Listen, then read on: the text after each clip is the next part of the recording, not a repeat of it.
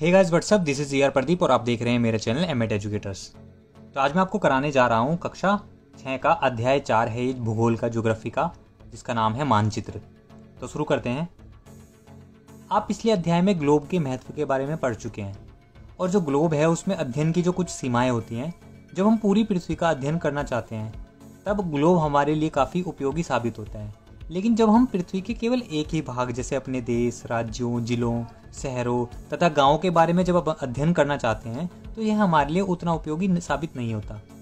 तो ऐसी स्थिति में हम मानचित्रों का उपयोग करते हैं और जो मानचित्र होते हैं वो पृथ्वी की सतह या इसके एक भाग का जो पैमाना है उसके मध्य से चपटी सतह पर खींचा गया चित्र होता है। लेकिन एक गोलाकार जो सतह होता है उसको पूरी तरह से चपटा करना असंभव है। तो मानचित्र जो है हमारी विभिन्न जरूरतों के लिए आवश्यक है और कुछ मानचित्र एवं एक छोटे क्षेत्र को एवं कुछ तथ्यों को दर्शाता है। तो दूसरे मानचित्र में एक बड़ी किताब की तरह तथ्य हो सकते हैं और जब बहुत से मानचित्र को एक साथ रख दिया जाता है तब एक जो एटलस है वो बन जाता है। एटलस क्या है? विभिन्न प्रकारों तथा अलग अलग पैमाने से खींची गई मापों पर आधारित होता है। मानचित्र से एक ग्लोब की अपेक्षा हमें ज़्यादा जानकारी प्राप्त होती है और जो मानचित्र होता है वो विभिन्न प्रकार के होते हैं, जिनमें से कुछ को नीचे वर्णित किया गया है यानी बताया गया है। उससे पहले देखो साइड में लिखा है आओ कुछ करके सीखें। एक रबड़ की जो पुरानी गेंद है उसको ले एवं उस पर कोई रेखाचित्र बनाएं और आप उस पर उत्तर एवं दक्षिण ध्रुव को भी चिन्हित कर सकते हैं। तो अब जो चाकू है उससे इस गेंद को काटें तथा उसे चपटा करने की कोशिश करें और देखें कि किस प्रकार रेखाचित्र जो है उसका जो रूप है वो बिगड़ जाता है। आगे भौतिक मानचित्र। तो पृथ्वी की जो प्रकृति है, प्राकृतिक आकृति हैं जैसे पर्वत हैं, पठार हैं, मैदान हैं, नदियां हैं, महासागरों इत्यादि को दर्शाने वाले जो मानचित्र होते हैं उनको भौतिक तथा उच्चावच मानचित्र कहा जाता है। दूसरा है राजनीतिक मानचित्र। तो जो राज्यों, नगरों, शहरों तथा गांवों और विश्व के विभिन्न देशों व राज्यों तथा उनकी सीमाओं को दर्शाने वाले जो मानचित्र होते हैं उसको राजनीतिक मानचित्र कहा जाता है। आगे थीमेटिक मानचित्र। कुछ मानचित्र होते हैं विशेष जानकारी प्रदान करते हैं जैसे सड़क मानचित्र, वर्षा मानचित्र, वन तथा उद्योगों आदि के जो वितरण है उसको दर्शाने वाले मानचित्र इत्यादि ऐसे होते हैं। तो इस प्रकार के जो मानचित्र होते हैं उसको थीमेटिक मानचित्र कहा जाता है। इन मानचित्रों में दी गई जो सूचना है उसके आधार पर उनका उचित नामकरण किया जाता है और मानचित्र के जो 3 घटक हैं वो हैं, एक है दूरी, दूसरी दिशा और तीसरा है प्रतीक। तो दूरी, तो मानचित्र एक आरेखण होता है जो कि पूरे विश्व या उसके क्या है एक भाग को छोटा कर कागज के एक पन्ने पर दर्शाता है। तो यह कह सकते हैं कि मानचित्र जो होता है वो छोटे पैमाने पर खींचे जाते हैं, लेकिन इसे इतनी सावधानी से छोटा किया जाता है ताकि जो स्थान है उनके बीच की जो दूरी है जो वास्तविक रहे। यह तब भी संभव हो सकता है जब कागज पर एक छोटी दूरी या फिर स्थल की जो बड़ी दूरी है उसको व्यक्त करती हो। इसलिए इस उद्देश्य के लिए एक पैमाना चुना जाता है और पैमाना जो होता है वो स्थल पर वास्तविक दूरी तथा मानचित्र पर दिखाई गई दूरी के बीच का अनुपात होता है। उदाहरण के लिए आपके विद्यालय एवं आपके घर के बीच की जो दूरी है वो 10 किलोमीटर है, जिसे मानचित्र पर 2 सेंटीमीटर की दूरी से व्यक्त किया गया है। तो इसका मतलब ये है कि जो मानचित्र है वो 1 सेंटीमीटर जो है वो स्थल के 5 किलोमीटर को दर्शाता है या दर्शाएगा। तो आपका जो रेखाचित्र का जो पैमाना होगा वो 1 सेंटीमीटर बराबर 5 किलोमीटर होगा। तो इस प्रकार के जो पैमाने हैं वो किसी भी मानचित्र के लिए बहुत महत्वपूर्ण होते हैं और अगर आपको पैमाने की जानकारी है तो आप मानचित्र पर दिए गए किसी भी 2 स्थानों के बीच की दूरी का पता लगा सकते हैं। जब बड़े क्षेत्रफल वाले भागों जैसे महाद्वीपों या देशों को कागज पर दिखाना होता है तब हम लोग क्या होते हैं वो छोटे पैमाने का उपयोग करते हैं। और उदाहरण के लिए मानचित्र पर 5 सेंटीमीटर स्थल के 500 किलोमीटर को दर्शाता है, तो इसको छोटे पैमाने वाला मानचित्र कहते हैं। जब एक छोटे क्षेत्रफल वाले भाग जैसे आपके गांव या शहर को कागज पर दिखाना होता है तब हम बड़े पैमाने का उपयोग करते हैं, जैसे स्थान पर 500 मीटर की दूरी को मानचित्र पर 5 सेंटीमीटर से दर्शाया जाता है।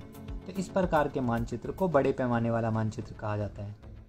बड़े पैमाने वाले जो मानचित्र होते हैं वो छोटे पैमाने वाले मानचित्र की अपेक्षा अधिक जानकारी प्राप्त करते हैं या प्रदान करते हैं। इसमें लिखा है आओ कुछ करके सीखें। तो चित्र 4.1 को देखिए और वहाँ एक पैमाना बना है और इसका उपयोग जो है वो स्थानों के बीच की दूरी मापने के लिए किया जा सकता है। और उदाहरण के लिए एक कुआं एवं वृक्ष के जो बीच की दूरी है वो 5 सेंटीमीटर है। तो इसका मतलब है कि जो वास्तविक दूरी है वो 50 मीटर है। तो अब एक पोस्ट ऑफिस एवं करीम के घर की जो है उसके बीच की दूरी 12 सेंटीमीटर है। तो इसका मतलब क्या होगा कि जो स्थल पर यह दूरी है वो 120 मीटर है। लेकिन आप एक पक्षी की तरह उड़कर सीधे ई से ए पर तो नहीं जा सकते, तो आपको सड़कों पर चलना होगा। और अब हम लोग पैदल तय करने की जाने वाली जो दूरी है ई से सी तक, उसके बाद सी से एम तक, एम से बी तक और बी से ए तक को मापते हैं। तो सभी दूरियों को जोड़ दें और यह करीम के घर से पोस्ट ऑफिस तक की जो कुल दूरी है वो दिखाया गया है। मतलब पोस्ट ऑफिस कहाँ पे है, ए पॉइंट पे, और करीम का घर ई है। तो ई से पहले वो सी पे जाएगा, फिर सी से एम पे, फिर एम से बी पे, फिर ए पे। तो वो सारी दूरी क्या होगी, काउंट होगी। तो चित्र 4.1 में गांव का मानचित्र वो दिखाया गया, आप देख सकते हैं। चित्र जो 4.2 है उसमें प्रधान दिग्बिंदु दिखाई दिए, तो देख सकते हैं। अब दिशा, अधिकतर मानचित्रों में ऊपर जो दाहिनी तरफ है वो तीर का निशान बना होता है और इस जिसके ऊपर अक्षर लिखा होता है, ऊ लिखा होता है, और यह तीर का निशान क्या है, उत्तर दिशा को दर्शाता है। तो इसके उत्तर रेखा, इसे मतलब इसे उत्तर रेखा कहा जाता है। तो जब आप पूर्व के उत्तर के बारे में जानते हैं तब आप जो है दूसरी दिशाओं जैसे पूर्व, पश्चिम और दक्षिण के बारे में पता लगा सकते हैं। चित्र 4.2 में 4 मुख्य दिशाओं जैसे उत्तर, दक्षिण, पूर्व एवं पश्चिम को दिखाया जा सकता है और वे प्रधान जो दिग्बिंदु होते हैं उन्हें कहे जाते हैं। तो बीच के जो 4 दिशाएं हैं जैसे उत्तर पूर्व और दक्षिण पूर्व, दक्षिण पश्चिम और उत्तर पश्चिम, इन बीच वाली जो दिशाओं हैं उनकी मदद से किसी भी स्थान की सही स्थिति का पता लगाया जा सकता है। और चित्र 4.1 से निम्नलिखित दिशाओं का पता लगाइए, जैसे विकास के घर से जो सामुदायिक केंद्र है या खेल के मैदान की दिशा, और दुकानों से विद्यालय की दिशा। आगे चित्र 4.2 में दिक्सूचक दिखाया गया है जो डायरेक्शन बताता है, दिशा बताता है।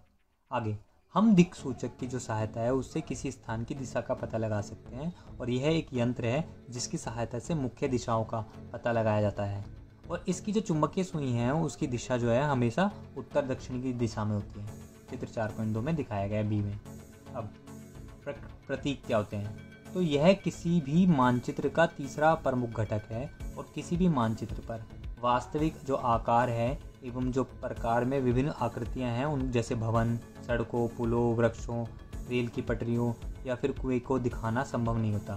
तो इसलिए वे क्या करते हैं, निश्चित अक्षरों, छायाओं, रंगों, चित्रों तथा रेखाओं का उपयोग करके दर्शा जाते हैं और ये प्रतीक जो है कम स्थान में अधिक जानकारी प्रदान करते हैं। तो इन प्रतीकों के इस्तेमाल के द्वारा मानचित्र को आसानी से खींचा जा सकता है तथा इनका अध्ययन जो करना है वो आसान होता है। और अगर आप एक क्षेत्र की भाषा को नहीं जानते तब आप किसी से जो दिशाओं हैं उनके बारे में नहीं पूछ सकते, तो तब आप इन चिन्हों की सहायता से जो चिन्ह दिखाए गए हैं उनको यूज़ कर सकते हैं। चित्र 4.3 में रूढ़ चित्र दिखाए गए हैं।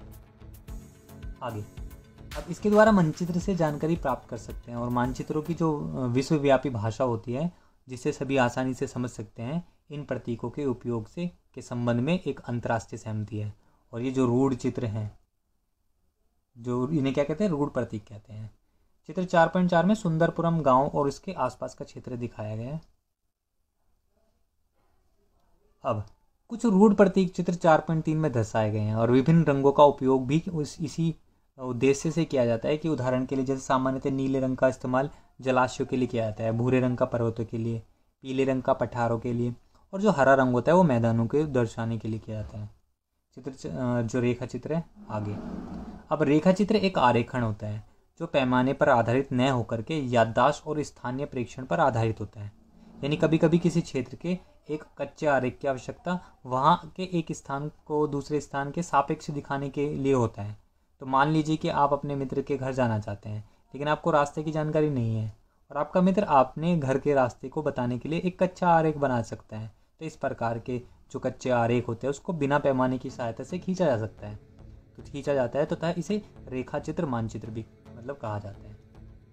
देखो चित्र 4.4 को देखें और एवं पता लगाएं कि नदी किस दिशा में बह रही है, डुमरी गांव के पास किस प्रकार की सड़क गुजरती है और किस प्रकार की जो रेलवे लाइन है उसके पास सुंदरपुरम स्थित है, और जो रेलवे पुल है उसके किस तरफ पुलिस स्टेशन स्थित है, और निम्नलिखित स्थान जैसे रेलवे लाइन है उसके पास किस तरफ स्थित है, जैसे छतरी, गिरजाघर, तालाब, मस्जिद, नदी, पोस्ट एवं टेलीग्राफ ऑफिस, कब्रिस्तान। खाका क्या होता है? तो एक छोटे क्षेत्र का बड़े पैमाने पर खींचा गया जो रेखा चित्र होता है उसको खाका कहा जाता है। एक बड़े पैमाने वाले मानचित्र से हमें बहुत सी जानकारी प्राप्त होती है, लेकिन कुछ ऐसी चीज़ें होती हैं जिन्हें हम कभी कभी जानना चाहते हैं। तो जैसे किसी कमरे की लंबाई एवं चौड़ाई जिसे मानचित्र में नहीं दिखाया जा सकता, उस समय हम लोग बड़े पैमाने वाला एक रेखा चित्र है वो खींच सकते हैं, जिसे खाका कहा जाता है।